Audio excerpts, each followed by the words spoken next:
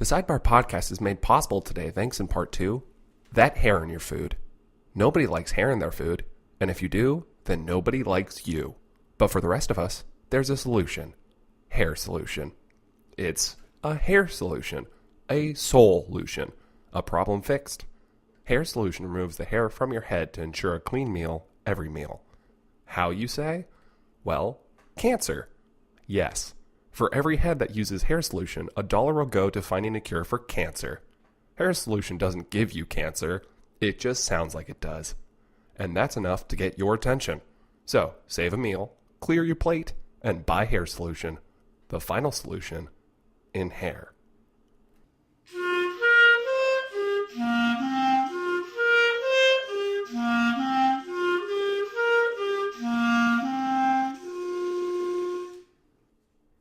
You're churning butter in Amish country when the magpies descend on your best Bessie and you realize you left the bug spray in the barn. Welcome to the Sidebar.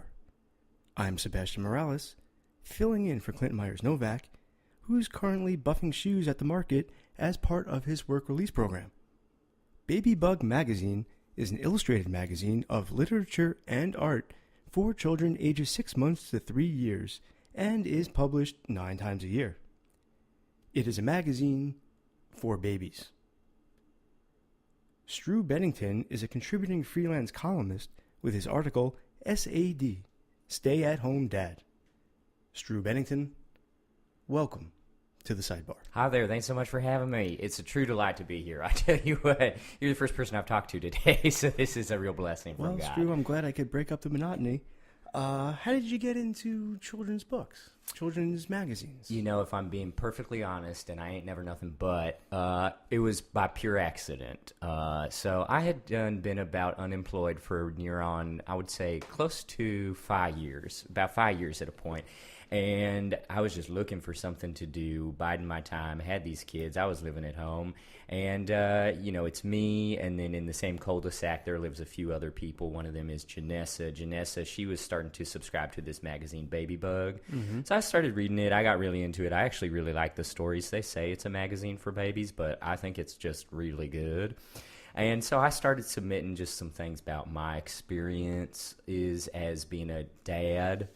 Because it's a pretty unique experience being a dad when most of the people around you is moms. So I just started submitting some articles, and eventually they would publish them. And, now I'm here talking to you, which, again, is so great. And you did some brainstorming. You actually went to Mommy and Me classes, and you did your research before you embarked on this endeavor. I did, and I tell you what, one of the things I write about a lot in my column about being a stay-at-home dad is the discrimination that you face as a single father. Well, I ain't a single father. I am technically still married, but I say that I'm a single dad because it's pretty much just me doing it all. And I tell you, when I showed up to that Mommy and Me class, they said, you didn't enroll, you didn't tell us you were coming, this is called Mommy and Me, and you're not a mommy or even a female-identified person.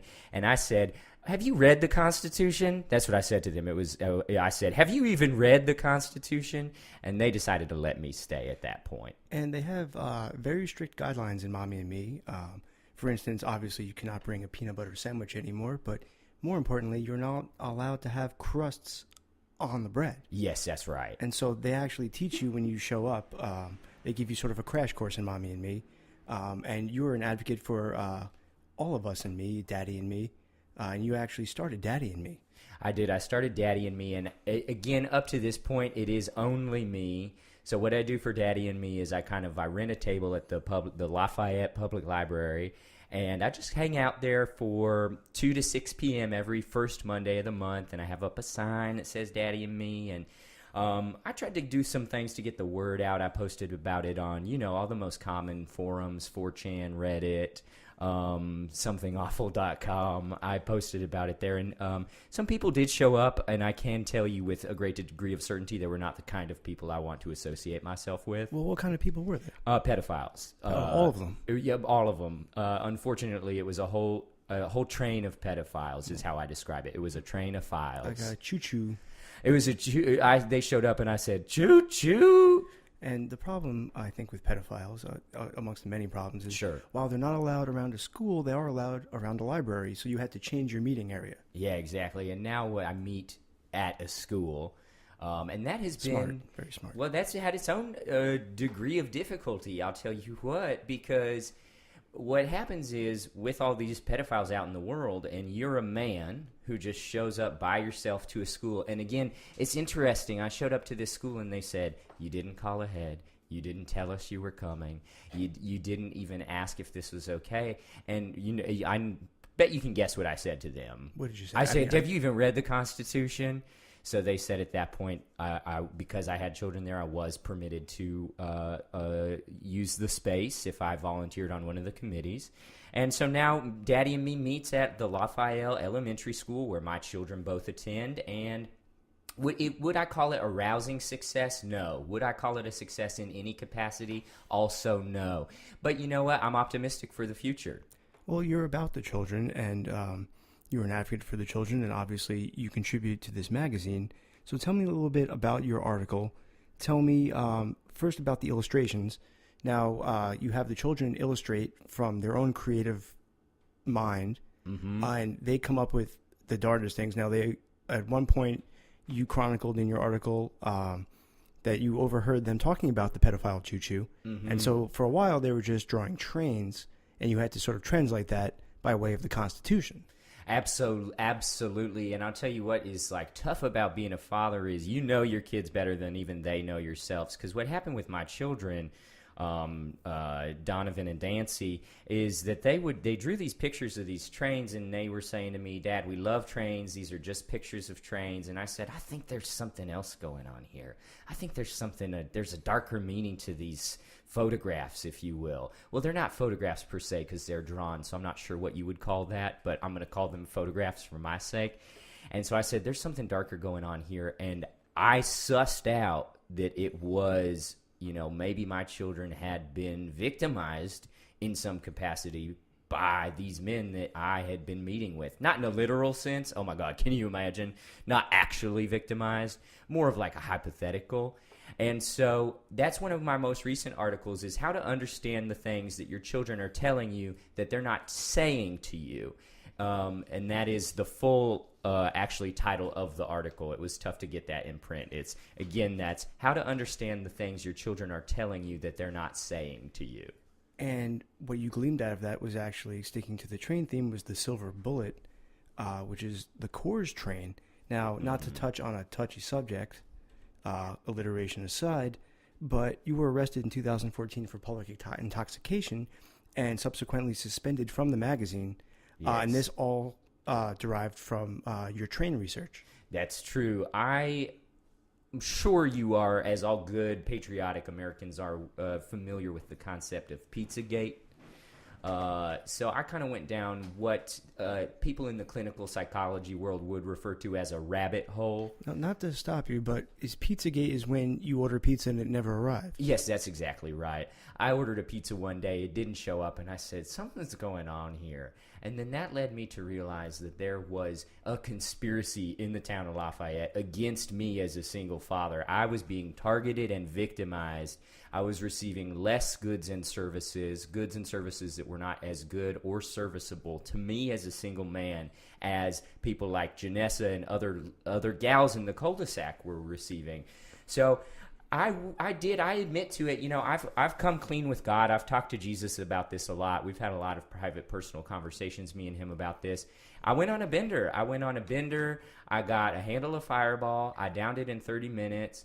And then I just kind of went off, and I guess you could say what I did was I terrorized the town in my tidy whities. And you did that sort of seeking vengeance. Essentially, you were stealing pizzas. I was stealing pizzas. And for a while, nobody in town was getting pizza, and you were hiding all of the pizza. You were eating some of it, but you were sharing it with neighborhood children. With select few neighborhood children. And you were having mommy and me / daddy and me pizza parties with just you and children. And I tell you what, when you get found out for this kind of thing, it kind of it does a 180 on your world. It really upends you because it kind of looks a certain, to people who are ignorant, it kind of looks a certain way. It kind of looks like, well, like, hey, there's this man walking around. He's drunk. He's in his tighty-whities. He's targeting our children. He's inviting them over to eat pizza with him. I can understand the assumptions that people would draw from that, but really all I wanted to do, truthfully, was to have people see me for what I am, which is as a very competent single father. And you took inspiration from Michael Jackson and the Neverland Ranch. I did. I would say my main inspiration there is, well, twofold. One, aesthetic. I just love the way that place looked. It looked like a real fun kind of, like the colors were all really bright, and I like bright colors. Again, that's another reason I love Babybug magazine. All the colors in our magazine are really good. We got really good colors in our magazine. You should check it out. In our newest issue, we actually have a really punchy magenta on one of the pages. Oh, man, it's so good. It's funny you mentioned punchy magenta because our beloved researcher, the Internati Harper, was able to get an issue, and between commercial breaks, she actually was licking it, and she seemed to be very ill at the moment. I'm not sure if it was a lead magenta used in the ink or not. I think it might be Iron Ball ink. Very high quality, very toxic ink. I can't, I'm not directly involved in the printing of the magazine. Of course not, no. But I will say they're pretty cheap over there. So if that paint, I can easily imagine, if that paint was cheaper in any capacity, they'd absolutely use it. Well, their ink is cheap, but what wasn't cheap was your visit to the Neverland Ranch. Now, I want to get back to it because you did some research and you did... you basically took a field trip. Yes, and obviously Michael Jackson is no longer with us, so you had full reign of the ranch. Oh, he's still alive. Is he? He was there. Was he? Wait a minute. Are you... What? He's not with us? Then who was I talking to? I don't know who you're talking to. What did he look like? Did he have... Let's break it down, because Michael Jackson has very specific characteristics. Yes, that's true. So you would know whether you were talking to Michael Jackson or not. Now, that's right. Let's start from the boots and work up. Okay, so boots were kind of like pointy elf boots. Pointy elf boots. But they were black with a gold buckle, white socks, skinny black jeans, white t-shirt, one glove bedazzled, a jacket that was kind of like a take on maybe like a ringleader at a circus. Not a direct, like it wasn't a literal ringleader jacket, but kind of an homage or a reference to. And then in the face, I will say, he looked exactly like Michael Jackson. He did. So what angle would you say the nose laid? It was funny because if you look at it straight on, it was like you couldn't even see a nose, right? And then when you turned to the side, it was like you could see the nose. So I would describe the angle of his nose as being similar to a very thin sheet of paper. The other thing I'll say about this is there was like a heavenly glow about him the whole time, which at the moment I took to be his celebrity, his kind of like ethereal kind of it factor presence quality. Now I'm starting to question if he is truly as dead as you say, if he's deep down in the ground there. I wouldn't put it past me to have met the ghost of Michael Jackson. That is something that would happen to me. With my luck, that would happen to me, I tell you what. Well, I think one way to really know, did he have mittens or did he have gloves? Because if he had mittens, mittens, maybe that was the name of one of his monkeys, but it was not the name of his Bubbles, really. Bubbles was there. That's true. Oh, yeah. Tell me about Bubbles, because he's still alive and well. Bubbles was great. Bubbles has like the best personality. Bubbles reminds me of my good friend from growing up, Boo Radley, and he just has the best personality. But regarding the question of the mittens versus the gloves, though, that was a shock moment for me. That was a real aha moment. A big reveal. Because he was wearing mittens. He was wearing mittens. They were knit mittens. Not oven mitts. Mittens. Not oven mitts. I don't want the viewers to get the wrong picture in their mind. No. They weren't oven mitts. They were kind of like cozy winter mitts. We went inside. I'd written him off at that point. I was like, this isn't Michael Jackson. If it was Michael Jackson, he would have the infamous bedazzled glove with him. When we got inside, he said, oh, it's kind of warm in here. He took the mittens off. The glove was there. So he doubled up. He was wearing glove and mitten. Now tell me about the circus. Oh, sure, absolutely. The circus that is the one that's at Neverland Ranch, or the one that I went to last week? Let's start with Neverland Ranch, because that sort of bridged into the one that you went to last week. That's true, yeah. And that deals with your upcoming article for the That's right. upcoming month. My upcoming article, places that are fun to go to when you're a single dad and you have to take your kids somewhere so that you can have a good time too. And again, that's the full title of the article. And again, that title was places that are fun for you to go to as a single dad when you have to take your kids somewhere and you want to have a good time too. Well, that's easy enough. Yeah. So this when I went to the circus at Neverland Ranch, that was the first time I had been to a literal circus. I kind of feel like I grew up in the circus just with my big crazy family, but the Neverland Ranch circus is the first actual legitimate circus I'd done been to. And from that point forward, I kind of turned into what I'm referring to as my circus phase. I'm kind of a circ head. Mm-hmm. I'm a circ head. And so I have been to, since then, I've been to 150 different metropolitan and municipal circuses across these United States. And they're a dying breed. Famously, Barnum and Bailey went out of business not too long ago. Now, you tell me they sort of dispersed, and you offered to bring the animals and some of the performers to your own residence in your own town. Absolutely. Well, because I got a couple acres, so I figured, if these people need a place to stay, they might as well. I'm not using my land for much at this point. I had a couple projects going on the land, but at this point, not so much anymore. So I said, you know what, why don't y'all come on over? Why don't y'all come crash with me? We can hang out for a little bit. And, did people take me up on that? Yes. Were the people who took me up on that, turns out to be a bunch of pedophiles? Yes, that's also true too.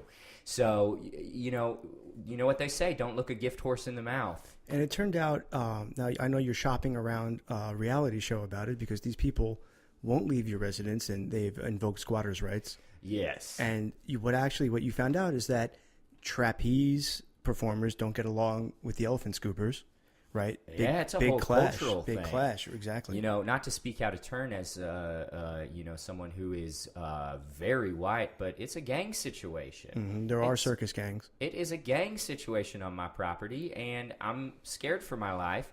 I'm shopping around this reality show for two reasons. One, because I think it'd be a good show, and two, because if something were to happen to me, I would like documentation of it in some capacity, and I feel very realistically something could happen to me. And really, to survive, you had to join the circus gang. Yes, I did, and it was tough to pick which one because whereas other gangs might be based on attributes or values about your, where you came from or what you believe in, circus gangs really are all about what skills you have. And as someone who, I'll say this, I don't have a lot of skills. I'm not a very skilled person. So it was tough for me to find one to join. So the one that I know, and I know what the follow-up question is which one did you join? Mm-hmm. The one that I ended up joining was the people who walk around and sell popcorn. Really? And that's me. That's the one, that's kind of my people. And some would say that's an obscure choice.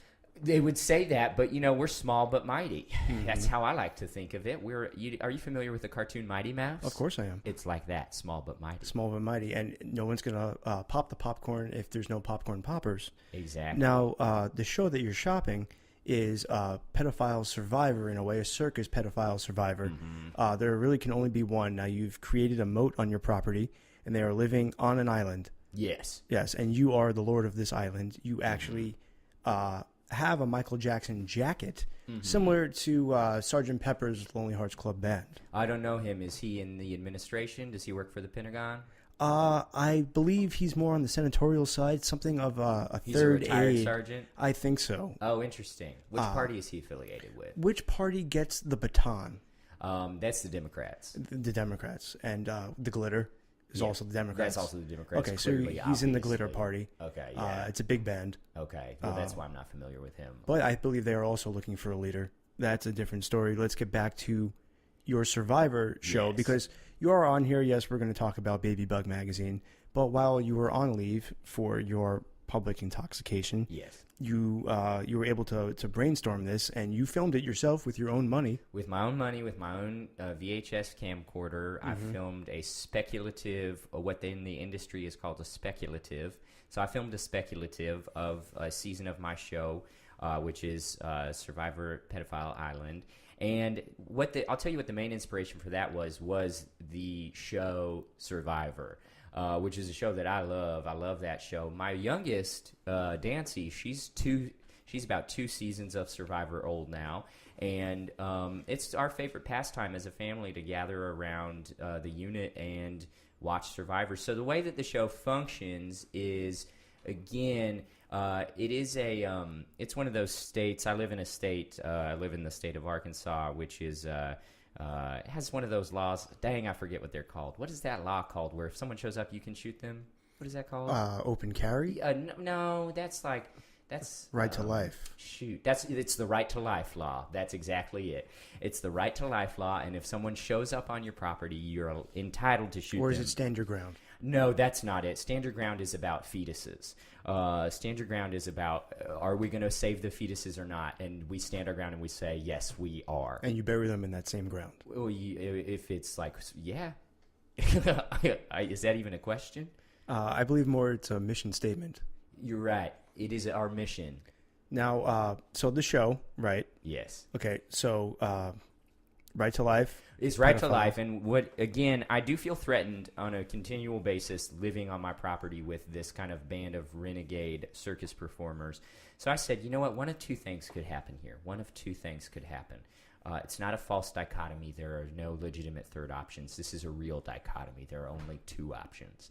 And those options are kill or be killed. Right? These people are going to come for me. These people are going to come for me. You know what I said? I said I'm going to come for them first, and I'm going to come for them faster, and I'm going to come for them in an organized manner that is recorded in some capacity. Now, tell me about Giuseppe the Midget Archer. Sure. Giuseppe he's an archer. Giuseppe's an archer, and he's actually just a really nice person. He's Italian, and I'd never met someone from Italy before. Mm-hmm. I'd never met an Italian person before this, and I will admit, a lot of prejudices against them. I had a lot of prejudices against the Italians, that they would be spicy, that they would be that they would be using their hands a lot. Like a meatball. Exactly like a meatball. And this guy, he is a little meatball. I call him my little meatball buddy. And it turns out he's just as nice as can be. Mm-hmm. He's real friendly. He's taught me a lot about archery. Mm-hmm. We had an alliance. We have an alliance. Have an alliance. You'll have to watch the season to find out how that turns out. Sure. Once it's inevitably picked up by network television. And he defends your fort. He defends my fort. I have a kind of a structure, a wooden structure where I sleep up in a tree canopy. Mm-hmm. And what we do is we take shifts, and one of us will be prowling the perimeter, and the other one will be catching some Z's and, keeping an eye out for things. And so Giuseppe, he just has the sharpest eye. He's the sharpest shooter. He's the sharpest guy. Well, again, oh man, I really want to spoil the season for you. He makes it pretty far, but he doesn't make it all the way, is what I'll say. Well, I'm told the bearded lady is on the loose. Yes. So in an interesting turn of events, the bearded lady has escaped from my property. And this is a curious problem because initially, if you recall the beginning of our conversation, if you go back to that point, I think what you'll remember is that I had wanted the people on my property to leave, mm-hmm. and that I was scared of them. So, in a way, her leaving, you would think that it would be good for me. You would think if you were a thinker, I'm not sure if you're a thinker, I'm a thinker. I would think that if you were a thinker, you would think it's good that she left, and we like that, and we want that to happen. But because I had been trying to turn this into some sort of intellectual property, it was kind of bad for me from a production standpoint that she left. So, good for my life that she left. Bad from a production standpoint. And bad for the town because she is still at large. She is still very large, yeah. She's a big gal. Is that what you meant? From last I heard, there was a sighting of her in Texas, and I know that mm-hmm. larger people in the country live in Texas. Yeah. And I think, what is the Wahoo? What's the burger place down there in Texas, in Houston, and I don't know. Yeah, it's called Wahoo Burger. Wahoo, I don't know. Our beloved researcher, the Cincinnati Harper, sometimes hands me notes, and it's really just gibberish. I know right now her hands are a little burned from her. Talking about Whataburger? I'm talking about Whataburger. Addie, Whataburger. Not Yahoo. Yahoo Fish Taco, I believe, is what Addie was getting at. Probably. That's why she works for college credit, and we don't pay her. Oh, wow. You're going to college. How cool is that? Now, you're a former academic. That's right. Yeah. I was on a tenure track position at Mizzou, which is the University of Missouri. That's in Columbia, Missouri. And I was on a tenure track position there teaching the semiotics of anthropology. And I was denied tenure And there's two ways you can look at it. One way you can look at it is I was denied tenure because God wanted me to go on and do bigger and better things. And another way you could look at it is I was denied tenure because there was a viral video of me yelling at my students and it caused a campus uproar. So, believe what you want to believe, but I choose to side with God in this case. And if you don't, then that makes you an atheist, and that you'll have to live with that. And now you read to babies. And now I read to babies, and I write for them, and dads, and all the people who want to read Babybug, which, again, it has a limited demographic, but I think everybody should pick up a copy. And now, a brief word from our sponsor. Rainy season doesn't have to be underwear season. That's why there's Your Diapies. Your Diapies puts the tarp over your garage so your car doesn't drive out of the station. And with 5 pockets of odor-reducing flavor crystals added to the 8 pockets we already stapled onto the back, Your Diapies and its 13 pockets of luck is ready to sink all the balls. So cue it up, Minnesota Fats. You break and we buy. That's the Your Diapies guarantee. In fact, we guarantee our adult diapers over our competitors so much, we're giving away a free walker with every purchase. You thought we were giving away free diapers, didn't you? You were wrong, but that's okay. Buy Your Diapies. Your Diapies. When other diapers won't do. Support for the Sidebar podcast is also brought to you by Grandma's Candy Dish, the only meal subscription service that comes with candy and a dish. Those hard-to-find Mary Janes giving you a pain in the chew, butterscotch whatever the fuck's getting caught in your root beer barrels, spearmint gum spoiling your fruit-filled razor blade. Where the hell did you get these, grandmas? You get the idea. We could go on forever, just like our candy collection. Grandma's Candy Dish is the only dish that comes with candy. You'll have to mail a letter and tell us what you want because we don't have internet. But don't worry, we'll get it. Order Grandma's Candy Dish today. Now, your wife is actually the governor of Arkansas. That's right. Yeah, she is, and I'm so proud of her. She's a beautiful woman. My wife, Faye Bennington, is the governor of Arkansas. And fun fact, fun depending on your perspective, is Bennington is actually her last name. Oh, so you took her last name. So I took her last name. That's because my given name at birth is O'Brien, and she told me that was too Catholic and it wouldn't fly. So we had to do something about that. Yeah, well, I don't recall a lot of O'Briens being in office, especially in that part of the country. No, you don't recall it because it ain't done, never happened. And, when I was a young boy in Chile, people in my town actually came down with a bad case of the O'Briens. You were a young boy. You were cold all the time? You were chilly? No, I'm actually from Chile, where... You're from a cold place? My loved ones and my siblings were all murdered due to senseless tribal violence. At a Chili's? At the restaurant Chili's? Well, it's funny you mention Chili's because I can't eat an Awesome Blossom fried onion to save my life. My goodness. You're missing out. I know. That's what I heard. The Chipotle mayo is breathtaking. Absolutely. Takes your breath and then gives it back. Now, speaking of breath and speaking of O'Briens, O'Briens are famous for essentially multiplying when they get wet. Now, you're from a large family, large Irish family. Now, tell me about them. Okay, so my family is, there's about, let's see. Okay, so there's me, and then there's my 5 older sisters and my 5 older brothers. And it's crazy how that happened. It was 5 boys in a row, 5 girls in a row, and then me. And they were like, let's end it here. That seems like enough. And me and all my siblings are, it's funny because we're Irish Catholic, but my parents, when they got here, we're Irish Catholic by ethnic. But what my parents did when they got here is they converted over to Protestantism. Mm-hmm. So we kind of grew up in what I would call Southern Baptist circumstances. So yeah, you got me. My name's Strew. That's short for It's True. It's true. The Word of God is true. That's what Strew is short for. And then you got my brothers and sisters: Liberty, Justice, The Pursuit of Happiness, a Bald Eagle. That's his full first name, a Bald Eagle. We just called him Ball. And then you got Hope. You got Liberty. That was a mistake. They forgot that they had already used the name Liberty, so they used that one again. And then you got Constitution. You got the right to bear arms. We call her Bear for short. Is that it? Oh, I believe you just named every body part on Chuck Norris. That's right. And that is what most people don't get that. All of us are named after a different body part on Chuck Norris. Most people are like, oh, these are just classic American values, which is true. It's true, me. But what's also true is that we are named specifically after different body parts of Chuck Norris. And who's the heel? The heel, I would say, is heel meaning villain, or however you want to interpret it.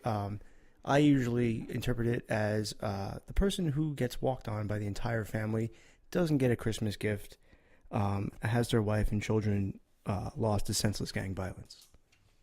Huh.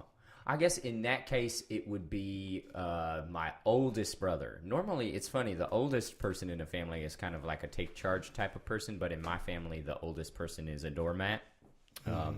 So yeah, that's Liberty. That's Liberty for sure. Liberty won. Liberty won. Now, why did your family convert?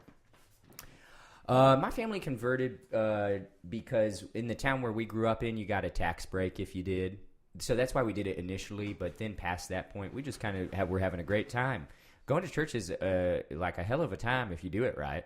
Mm-hmm. And how do you do it right? Well, so what you do is you pick up a handle of Fireball, you pick up a pizza on your way there. And then during the part when they say, hey, we're dismissing the kids for children's service, children's church, I don't know if you know about that, but a lot of churches, it's like we do the we all come together, we sing a song, and then they say, all right, time for children's church. You have an option there. You can either stay and hear this dumbass prattle on for half an hour at the pulpit, or you can head off to the children's church and just kind of hang out. And so that's what I do. I hang off. I go to children's church. And that's instead of the body of Christ, they have Necco wafers. That's right. They have Necco wafers. You know this about Necco wafers? If you hit it in the dark with a hammer, it makes sparks. Does it? Yeah, that's true fact. Do it sometime. It's real fun. And not to touch on another touchy subject, but you actually burned down a church in your hometown growing up, and you were ostracized from your family. I was, because, and again, you know, it's easy for people to misinterpret things because the church burned down and everyone was saying, all right, wait, we got this guy, he's drunk, he's stealing pizzas, he's quote unquote grooming our children in some capacity. And now this church is burned down due to his negligence. Because I admit it happened because of me. Mm-hmm. And so people took that as some kind of negative. But the way I see it is that every time something burns, like a phoenix from the ashes, you can rise again. So I said, God is telling us that we need a new start here. And for some reason, people said we don't agree. And I just didn't understand that. And you rebuilt the church because you felt bad, and that's actually where you met your wife. That's right. I rebuilt the church, and I met my wife there, and she was coming through on what they call a photo opportunity. She was coming through on a photo opportunity because she was campaigning at that point. Kissing babies. She was kissing a lot of babies, and she was just, I tell you what, when she walked in, she was the most beautiful woman I had ever seen. Have you ever seen Cindy Crawford?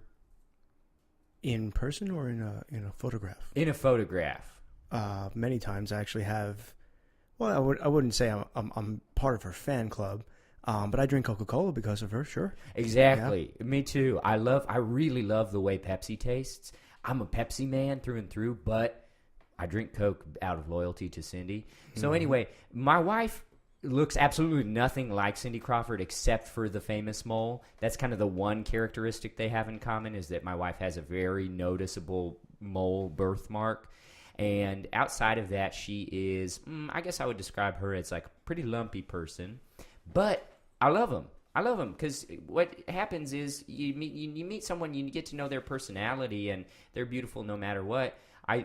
My wife has a very domineering personality, and that's what I like. I like someone who can kind of take charge, come in and tell me what's what. Because up to that point, I had felt like maybe a little lost, maybe a little all over the place. You know, I'd been arrested. I had lost my job in academia. I had burned down a church. I'd been ostracized from everyone I'd ever met. I was pissing hot piss every day, and I couldn't medically figure out what was going on, and I was scared for my life. And then this woman showed up, and she said, you know what, I'm going to whip you into shape. I'm going to take care of you, and we're as in love now as we ever were. I have not seen her in 5 years. But would you say it's sort of a master sub relationship? She Yeah, we eat at Subway, we eat at Quiznos. So yeah, a lot of our relationship is based around subs. I would say that is absolutely true. And what is your favorite topping? Oh, my favorite topping is pepperoncini. It's that little pepperoncini, one of those little spicy peppers. Little spicy pepper. You know who introduced me to those? I don't. Giuseppe. Giuseppe, the midget archer. That's right. Yeah. He has a very eclectic palate. He has a real Italian palate, is what I would say. And he actually is no longer at your residence. He is on the campaign trail with your wife. Yeah, so they got pretty close. They became very friendly. You know, we were kind of thick as thieves, as you might say. We were as thick as peanut butter, as you might say. We were as thick as as my wife, as you might say. And so she said, you know what, Giuseppe, why don't you come on? I can only bring one person with me on the campaign trail to be my personal advisor. That's how much we've budgeted for. So Giuseppe, why don't you come? Because you're smart. And then Strew, why don't you stay at home, take care of the kids, keep working on that reality show. Just do you. She said, you do you, boo, is what she said to me. And that almost backfired because of, I'll call it a sub fetish, because you invited Jared from Subway over to sort of supervise the pedophile competition show. And then Jared got into all of his trouble. Absolutely, yeah. So when I had invited him over, I did not realize, this is on me, and I will say mea culpa at this point. I will say that because at the point that he had been invited over to my residence, he had already been convicted and was serving time in federal prison for his crimes. But I just wasn't aware of it. I just didn't know. I just hadn't been aware of what was happening. So I was like, gee, it's hard to get a hold of this guy. I had to file a special injunction with the president to get him to be able to be extradited to my property. And it was difficult. And as soon as he showed up, I said, oh, no. Here's another one. So is he on your property? Currently, yes, he is. But I can't find him. And I would love, just as a PSA, just as a public safety announcement, I would like to say, I believe Jared Fogel's on my property. He may not be. He may have disguised himself as the bearded lady. You think he's the bearded lady? I think it's pretty plausible. Because I'll tell you what, one thing that's crazy about the bearded lady is, at first when she showed up, she didn't have no beard. Mm. That's all I'll say about that. No, she had a comb, though. She had a comb. That's right. Well, if you are going to be the bearded lady, I want to say that you should be well groomed. Your hygiene should be tip top. Oh, absolutely. Nobody likes a dirty bearded lady. No. Because then what are you? Then you're just a beard. Exactly. And getting back to your wife now.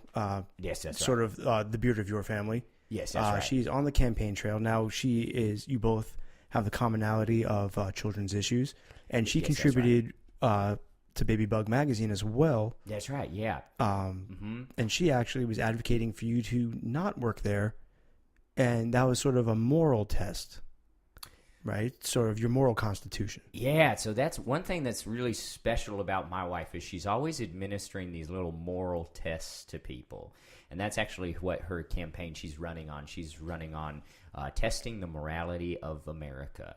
And so what she said to me was she said, all right, you can either keep working at this magazine, which is owned by the Hearst Media Corporation, which is a liberal elite mass media corporation. Or what you can do is you can take a stand and start publishing your perspective as a stay-at-home single father who's not actually a single father because he's technically still married. You could start pursuing independent media outlets that will take on your perspective. Things like Breitbart, things like Information Wars, things like that. And I chose to stay at Babybug, frankly, because I just really like the people who work there. For me, it's all about the people.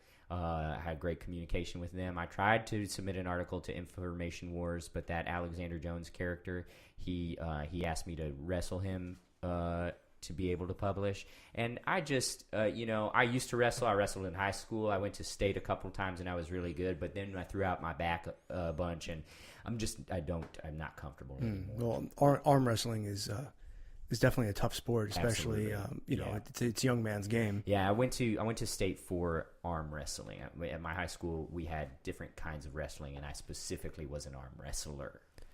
Now, Babybug magazine, some would say that it's not a front. Yeah. But some would say that there's some political underpinnings, that Babybug magazine isn't all what it seems to be. Yes, that's right. What side of the fence are you on?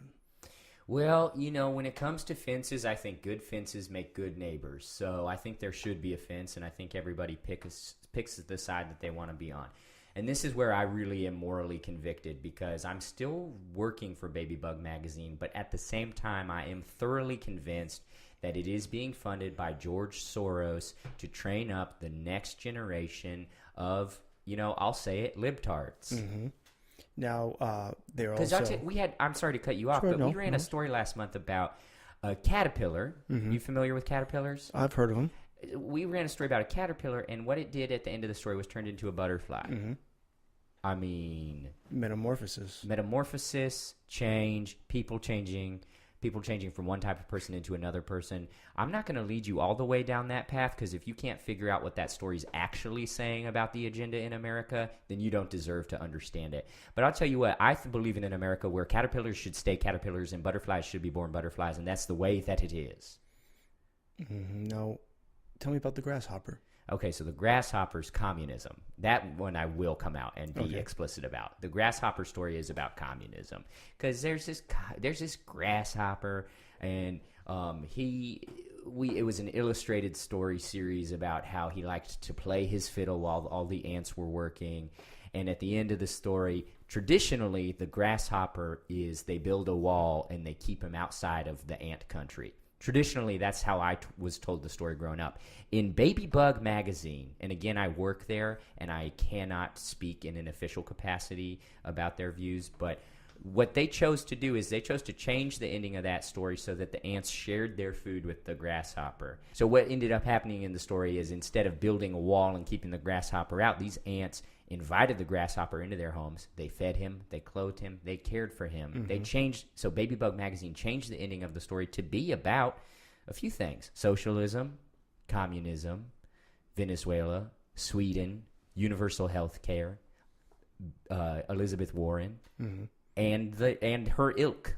Well, they're tied to right-leaning lobbyists. That's great. Monsanto. What? Monsanto is a major contributor to Babybug magazine. Is that true? Yeah. How'd you learn that? I did some research. Our beloved researcher, the Internet Harper, actually went out into the fields and ate raw corn. Oh, wow. And now she glows in the dark. Well, how about that? Maybe she ate some Necco wafers. Well, maybe if she started out young at your group. Yeah, that's right. Now, there are franchises of this group now around the country. Daddy and Me. Right, Daddy and Me. And you were running Daddy and Me from your pedestal there in Arkansas, mm-hmm. while your wife is on the campaign trail. Mm-hmm. Everybody who runs Daddy and Me is a husband, correct? Yeah, so you got to be a husband. So tell me about the training, the training for stay-at-home dad. So what we do is it's one part training for being a father, and two parts. I didn't have the funding to just do it on my own, so I paired up with this guy named Ralph Showalter, and he's a militia advocate. So Wreck-It Ralph. Yeah, you know him? Yeah, Wreck-It Ralph. I've heard of him. Mm-hmm. So we do a weekend where we fly people into the woods of North Carolina, and we do training on AK-47s. We do training on end of times and how to survive, how to boil water, how to set up your tents, how to build a fire. So that's kind of the section that he leads. Mm-hmm. And then the section that I lead is about how to connect with your kids. And it's a little bit more, I ain't ashamed to say it, it's a little bit more of the touchy-feely side of things. And it's about how to raise up your children with the morality that they need to go about the world in the right way. And it's about how to, it's something that we do is a lot of dads don't know the basic things that kids need to know. So we go over colors and numbers and letters as well. because you'll be surprised how many dads don't know that information. And, traditionally, yes, mothers were the ones teaching that, but I am a gender egalitarianist, and I do believe that fathers should know colors and numbers and letters as well. And that's a stance that I'm willing to stand my ground on. And isn't it really about creating a conservative militia to fight George Soros? People always say that. And when people say that, I say, yes, absolutely. Please join us. We would love to have you. People say that, and I'm like, absolutely, praise hallelujah, up and down. And people tend to maybe get a little frustrated or mad at that point. But I'll tell you what, a lot of people are trying to pretend that there's something that they ain't. Right? Mm-hmm. We can all agree that. There's a lot of butterflies in the world pretending that they're caterpillars and vice versa.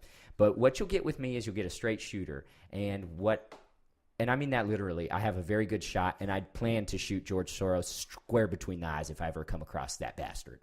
Mm-hmm. Am I allowed to say that on this show? Bastard? You can say bastard. Can I say fuck? You can say fuck. I can say fuck? You can. All right. Could I say cunt punch? No, you actually can't say that one. All right. I won't say cunt punch. Not with a hyphen. Oh, I was saying it with no hyphen. We're anti-hyphen here at the Sidebar. Gotcha. All right, then. Good to know. Now, isn't Babybug magazine, some would say that it's just propaganda. Some would say that. I would say it is 50% propaganda, 25% good storytelling, 10% just like good updates about new products available for babies and things that they might like. And then I would say there's another 15% that I'm not really sure what it is, but I like it. I still really like it. Because Daddy Me really sounds like doomsday prepping without the doomsday. Well, gosh, yeah, because, I agree with doomsday preppers on one front, which is that the world is ending and that we need to be ready for it. But what I don't agree with is this whole idea of calling it doomsday. Doom sounds pretty bad to me, right? I think we can all agree that traditionally doom is a word that means bad. I don't know if you're familiar with that word. Have you heard the word doom before? I have on occasion. Traditionally pretty bad word, right? It's not great. Exactly. So I say if we want to be this whole movement of people, why are we naming ourselves after something negative?